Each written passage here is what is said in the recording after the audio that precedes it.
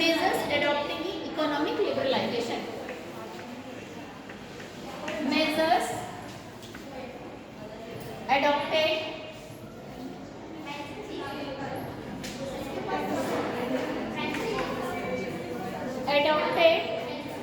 in economic liberalization.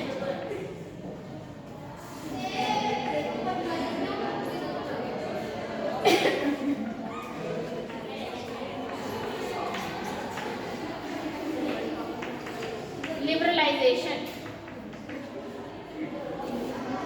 अब देखो कौन कौन से मेजर्स एडॉप्ट किए, मतलब आर्थिक उदारीकरण में अपनाए गए उपाय। आर्थिक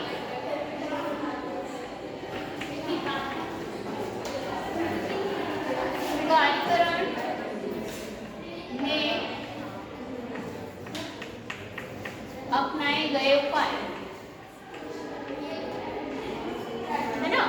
कौन कौन से उपाय अपनाए गए हैं, ठीक है। अब सबसे पहला इसमें पॉइंट है हमारे क्या होगा, डिवैल्यूएशन ऑफ रुपीज, है ना। सबसे पहला क्या हुआ हमारे यहाँ पर, डिवैल्यूएशन ऑफ रुपीज, मतलब पैसे का अवमूल्यन हुआ, मतलब मूल्य का अवमूल्यन, ठीक है।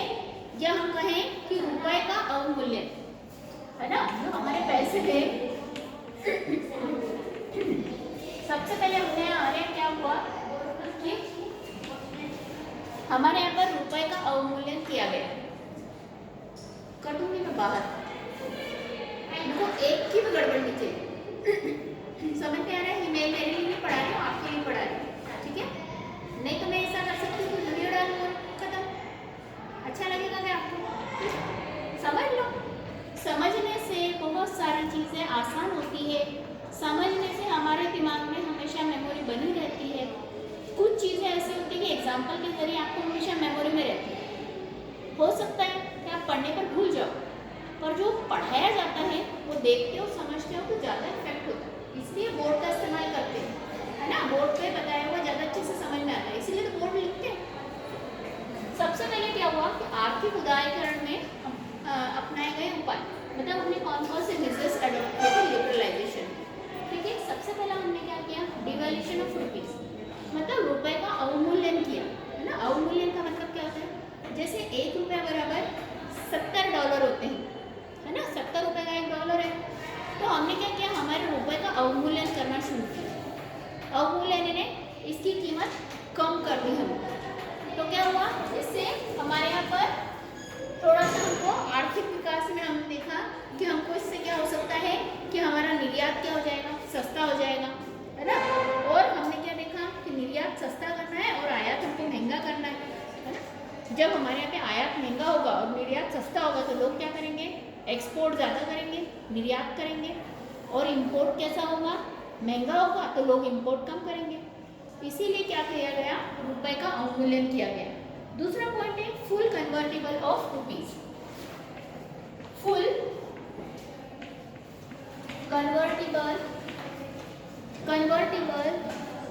कन्वर्टिबिलिटी ऑफ रुपीज, है ना। और रुपीज को हमने क्या किया, पूरी तरीके से कन्वर्टिबल किया, मतलब रुपए की पूर्ण परिवर्तनीयता रखी। मतलब रुपए को हम क्या कर सकते हैं, रुपए को पूर्ण तरीके से हम परिवर्तन कर सकते हैं।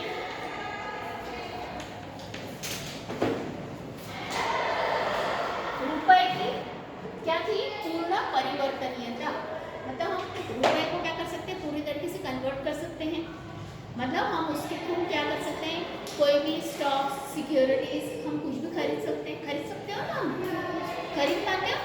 आप पैसे लेकर के खुद जाओगे तो आपको दुकानदार मना करेगा क्या, कोई तरह से नहीं मना करेगा। और अगर आप गेहूँ लेके जाओगे तो बोलेगे नहीं भैया एक काम करो, गेहूँ ले लो और हमको दे दो, तो क्या बोलेगा, अरे कहाँ से चुरा के लाया भाई। पहले तो वो आपको शंका करेगा कि कहाँ से चुरा के लाया हो। इसका मतलब क्या है कि हमारे यहाँ हमने क्या की, पूरी तरीके से हमने रुपए को पूर्ण परिवर्तन किया, बताइए, मतलब पूरे रूप से, मतलब कंप्लीट फुल हमने कन्वर्टिबिलिटी, मतलब हम रुपए को क्या कर सकते हैं, पूरी तरीके से कन्वर्ट कर सकते हैं।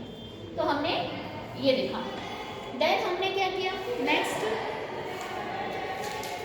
नेक्स्ट हमने काम किया कंसेशन इन इंडस्ट्रियल लाइसेंसिंग। ठीक है,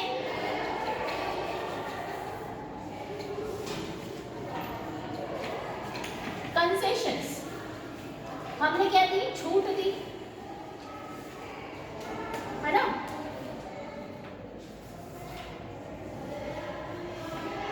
अब हमने छूट दी, किसके लिए छूट दी, जब हमारे यहाँ पे नई नई इंडस्ट्री सेटअप हो रही थी उसमें हमने लाइसेंसिंग में क्या किया, उनको फ्री लाइसेंसिंग कर दिया कि भाई आपको इसके लिए लाइसेंस लेने की ज़रूरत नहीं है, क्योंकि हमारे यहाँ पर पहले इंडिया में बहुत सारे व्यापार ऐसे थे जिसके लिए लाइसेंस लेने की ज़रूरत थी, बट अब हमारे यहाँ इंडिया में सिर्फ 6 ही ऐसे उद्योग हैं जिनके लिए हमको लाइसेंस की आवश्यकता होती है। एक केमिकल इंडस्ट्री है ना, एक डिफेंस इंडस्ट्रीज, ठीक है, फिर उसके बाद में आपका बॉम्ब वगैरह होते हैं ना, अणुवाणिक, हाँ उसके लिए, हाँ उसके लिए, और उसके अलावा में आपके जो इक्विपमेंट्स होते हैं जो जनरली आर्मी वगैरह में यूज़ किए जाते हैं वो, हाँ गन्स वगैरह को, और उसके अलावा 2 और इंडस्ट्रीज हैं, एक लिकर इंडस्ट्री है जिसके लिए आपको लाइसेंस लेना पड़ता है, लिकर दारू की दुकानें होती है लिकर शॉप्स वो, और एक और है जो मुझे ध्यान में आ रहा है। तो ऐसे हमारे 6 इंडस्ट्रीज हैं जिनके लिए हमको अब लाइसेंस लेना होता है, बाकी इंडस्ट्रीज को छूट दे रखी है, आप किसी भी टाइप का बिजनेस सेटअप कर सकते हैं। ठीक है, तो ये हमको लाइसेंस के लिए उन्होंने क्या किया, उदारीकरण नीति अपनाई, ठीक है, लाइसेंसिंग में छूट दी। इसके बाद उन्होंने क्या किया, हमारे यहाँ पर एक्सपेंशन ऑफ प्राइवेट सेक्टर। अब हमारे यहाँ क्या किया, हमारे यहाँ प्राइवेट सेक्टर को क्या किया गया, बिफोर द इंपोर्ट ड्यूटी, है ना। अब हमने क्या किया, इंपोर्ट ड्यूटी में भी लोगों को क्या दिया, आयात शुल्क में कमी हुई।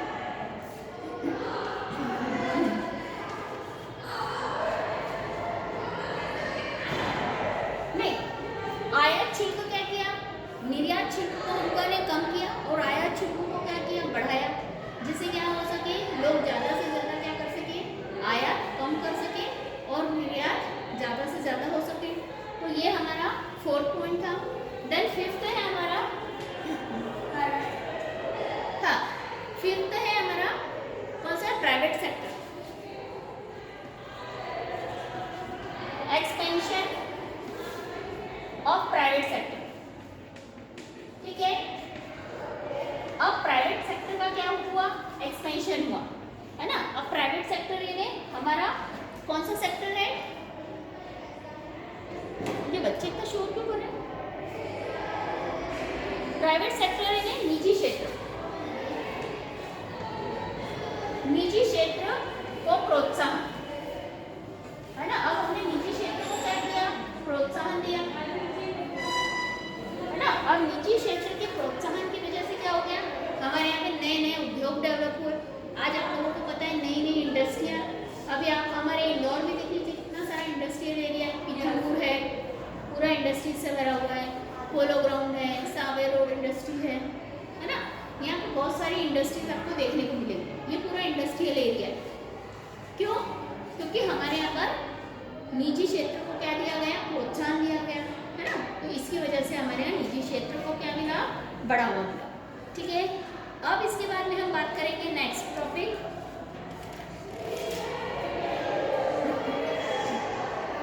Advantages of economic liberalization. अब इसके मीजर्स पढ़े, अब हम एडवांटेजेस पढ़े।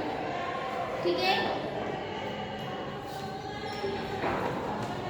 एडवांटेजेस, है ना, एडवांटेजेस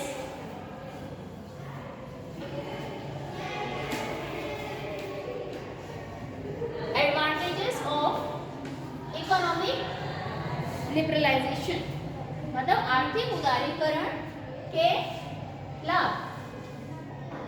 अब आर्थिक उदारीकरण के क्या लाभ है, सबसे पहला हम बात करेंगे इसके लाभों की।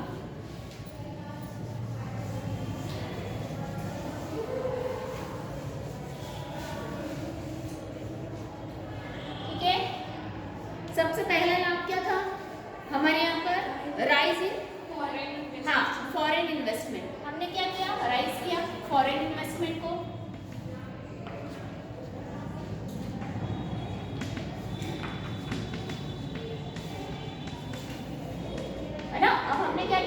विदेशी व्यापार को क्या किया, प्रोत्साहित किया, है ना, विदेशी निवेश में वृद्धि की।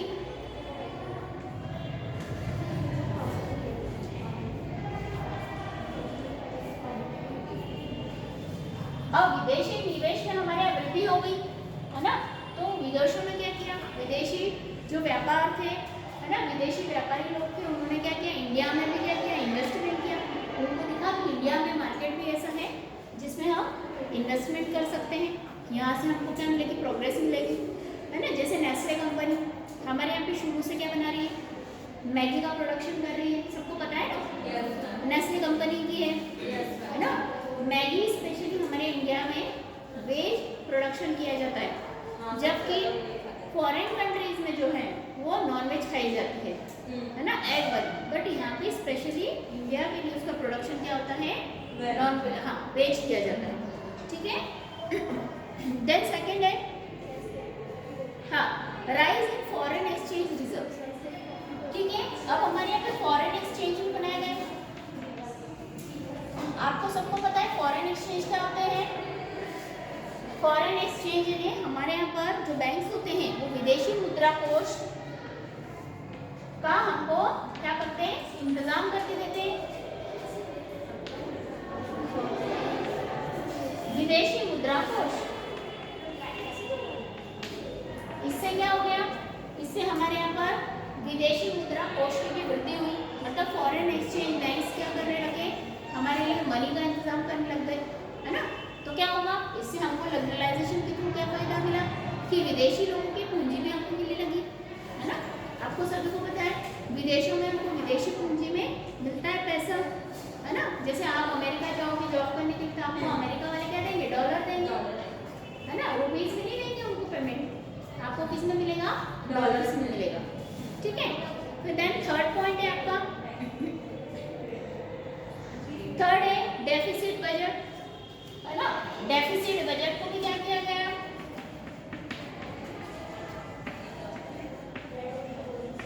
अब घाटे के बजट को भी हमने क्या किया, उसको कंट्रोल करने की कोशिश की, है ना। अब घाटे के बजट को हम कैसे कंट्रोल करेंगे, नया प्रोडक्शन करके करेंगे ना। जितना ज्यादा हमारा प्रोडक्शन होगा कंजम्पशन बढ़ेगा, है ना, लोग ज़्यादा से ज़्यादा क्या करेंगे, सामान खरीदेंगे, तो क्या होगा, पूंजी का फिर से क्या होगा, मतलब कैपिटल फॉर्मेशन होगा। जब तक आप खरीदोगे नहीं सामान तो कैपिटल फॉर्मेशन होगा क्या। आप लोगों ने कोरोना में देखा था, सिर्फ हम लोग क्या कर रहे थे, खाने पीने का सामान ले रहे थे, कपड़ा उद्योग बंद हो गया था, फुटवेयर बंद हो गए थे, है ना। आपके पास जूते चप्पल जो थे बस आपने वही पहने, उसके अलावा काफ़ी इंडस्ट्रीज बंद थी, है ना, फुटवेयर बंद हो गए थे। फिर उसके बाद में आपको और भी बहुत सारे सामान नहीं मिल रहे थे, क्या, है ना, सिर्फ खाना पीना ही हमको मिल रहा था, बाकी सारी जो इंडस्ट्रीज थी वो सारी बंद हो गई थी। तो क्या हुआ, उससे हमको नुकसान हुआ। जब नुकसान होगा तो क्या, हमारी कैपिटल फॉर्मेशन बंद हो गया। भाई आप माल खरीदते हो तब तो उनके पास पैसे आते हैं, तभी तो फिर वो नया माल बनाते हैं। तो क्या हुआ, सारे उद्योग इसीलिए बंद हो गए थे। तो हमने क्या किया, धीरे धीरे घाटे के बजट को कंट्रोल करना शुरू किया। कैसे करेंगे, नए बिजनेस सेटअप करेंगे, है ना, नए नए इन्वेस्टमेंट लाएंगे, नया नया इनोवेशन करेंगे। अब आप मार्केट में जाते हो तो नई ड्रेस खरीदते हो, तो नए फैशन की खरीदते हो, पुराने नए फैशन की खरीदते हो ना। तो नए फैशन की ड्रेसेस जब आप लेते हो तो निश्चित सी बात है कि नए फैशन की ड्रेसेस आपको क्या देती है, बाहर निकल जाओ बेटा, तो बातें करने के लिए थोड़ा बोला बातें करने के लिए बोला मैंने, क्या आप बातें करो, समझ ही नहीं आ रहा आपको। जब बात करते हो तो बेटा सुनाई देता है। वो लास्ट बेंच से भी आपने मास्क लगाया है नहीं लगाया, हमको पता चल जाता है किससे कहाँ से कौन बात कर रहा है, ठीक है। फिर है इम्प्रूवमेंट इन क्वालिटी। अब क्या हुआ, अब हमने क्या किया, लिबरलाइजेशन के थ्रू हमने क्या किया, इम्प्रूवमेंट किया, किसमें, क्वालिटी में, है ना। क्वालिटी में भी इम्प्रूवमेंट आया। अब देखो पहले हमारे पास में घड़ियाँ कैसी होती थी ना, बड़ी बड़ी बहुत सारी हाथों में घड़ी पहनने वाली बहुत बड़ी बड़ी घड़ियाँ आती थी। अब आपके पास में हर एक वैरायटी की घड़ियाँ होती हैं,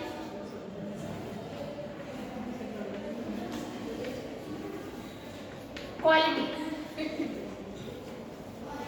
मतलब क्वालिटी में भी क्या आ गया, परिवर्तन आया, ठीक है, गुणवत्ता में सुधार आया,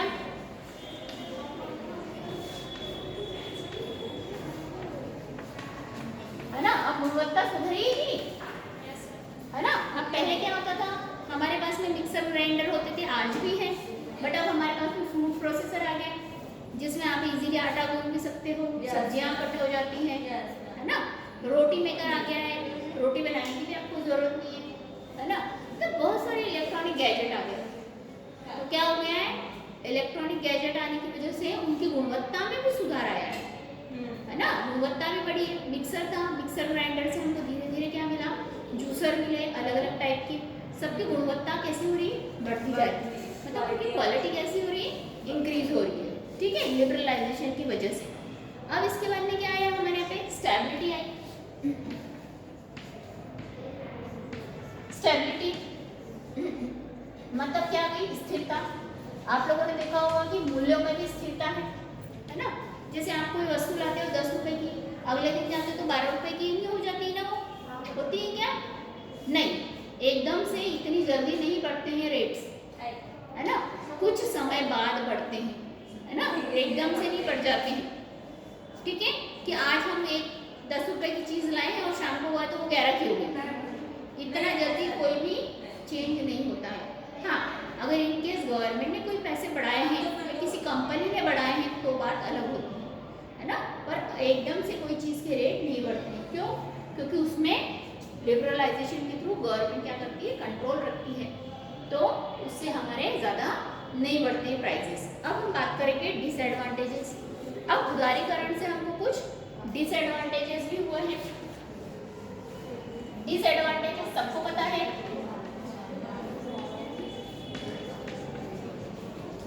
डिसएडवांटेजेस ऑफ इकोनॉमिक लिबरलाइजेशन, मतलब इकोनॉमिक लिबरलाइजेशन से हानियां, हानियां या दोष।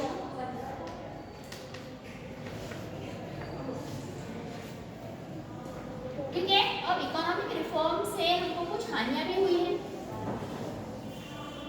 ठीक है ना, क्योंकि हम अगर सब अच्छा अच्छा देखते हैं तो उसके कुछ हमको बैड पॉइंट भी देखने को मिलेंगे, है ना। सब कुछ गुड गुड नहीं होता है, कुछ बैड भी होता है नहीं होता है ना।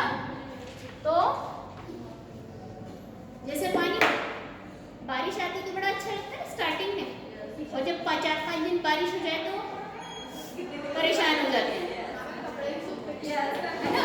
मतलब क्या हुआ, हर चीज का हमको क्या है, कुछ दोष था या कुछ लिमिटेशन भी हमको देखने को मिलेगी। सबसे पहला बैड इफेक्ट क्या दिखा, प्राइवेटाइजेशन का, है ना, सब कुछ प्राइवेटाइजेशन हो गया, है ना, यानी सब में क्या हो गया, निजीकरण। तो निजीकरण की वजह से क्या हो गया, लोग मनमानी करने लग गए, है ना, मनमानी करने से क्या हो गया, चाहे जितने रेट बढ़ाने लग गए। निजीकरण क्या करता है, निजीकरण से अगर कंट्रोल न किया जाए तो क्या हो जाएगा, लोग अपने मनमानी पैसे लेने लगते हैं, प्रॉफिट फेयराइजेशन होने लग जाता है, प्रॉफिट फेयरिंग होता है, मतलब लाभ कमाने के लिए वो एडल्ट्रेशन करते हैं, मिलावट करते हैं, है ना। अब मिलावट होगी तो क्या होगा, उसके एडवर्स इफेक्ट देखने को मिलेंगे हमारी बॉडी पे। जैसे फ्रूट्स केमिकल्स के थ्रू पकाए जाते हैं, उसका साइड इफेक्ट क्या देखने को मिलता है हमको, कैंसर और बहुत सारी बीमारियां, है ना, शुगर, बीपी, ऐसी बीमारियां हमको आजकल देखने को मिलती है, ठीक है। फिर उसके बाद में इंक्रीज इन एक्सपोर्ट्स, ठीक है, क्या हुआ, कोई दिक्कत है क्या, बोलो।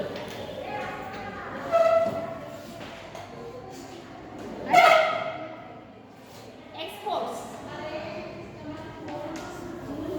निर्यात। अब हम निर्यात तो बढ़ाना चाहते थे, है ना, निर्यात बढ़ा भी, बट जैसी वृद्धि हम चाहते थे या जैसा इंक्रीज चाहते थे कि हमारा एक्सपोर्ट इंक्रीज हो जाए, बट वैसा इंक्रीज नहीं हुआ एक्सपोर्ट्स, ठीक है। तो एक्सपोर्ट्स न इंक्रीज होने की वजह से क्या हुआ, हमको वहाँ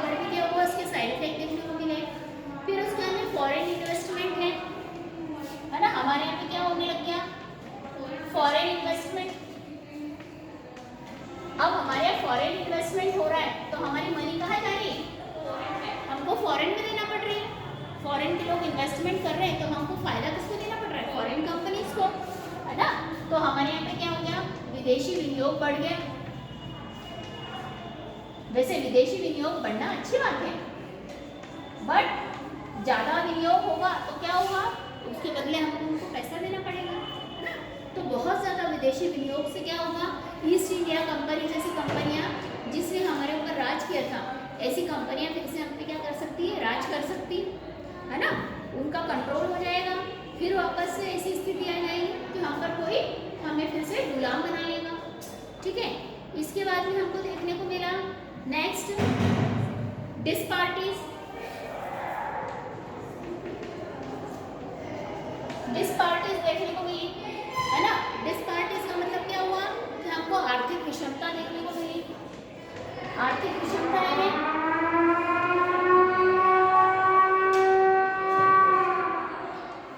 आर्थिक विषमता देखने को मिली, मतलब पुअर पीपल बिल्कुल पुअर होते जा रहे थे और रिच पीपल क्या हो रहे थे, मे बी मोर रिच।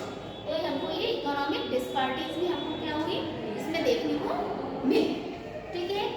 इसके बाद में लास्ट पॉइंट है हमारा, हमको मल्टीनेशनल कंपनी से प्रॉब्लम होना शुरू हो गई, है ना। अब मल्टीनेशनल कंपनी जो थी हमारी,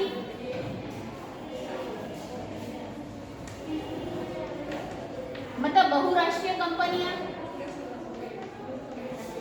आपको सभी को पता है मल्टीनेशनल कंपनी जो होती है वो क्या करती है, एक नहीं बहुत सारी कंट्रीज में अपना बिजनेस करती है, ठीक है। हाँ, मतलब बहुत सारी कंट्रीज में उसका बिजनेस होता है, उनके प्रोडक्ट हर एक कंट्री में आपको देखने को मिलते हैं। तो ये भी हमारा लिबरलाइजेशन के थ्रू हमको एक डिसएडवांटेज मिला, है ना, कि हमारे यहाँ मल्टीनेशनल कंपनी बहुत सारी आई, जिससे हमारे यहाँ का पैसा क्या हो गया, फॉरेन कंट्रीज में जाने लग गया, फायदा हमको होने लग गया, है ना। तो अब हमारे आज के लिए हम अपने लेक्चर को यही क्लोज करते हैं, नेक्स्ट वीडियो में नेक्स्ट लेक्चर स्टार्ट करेंगे।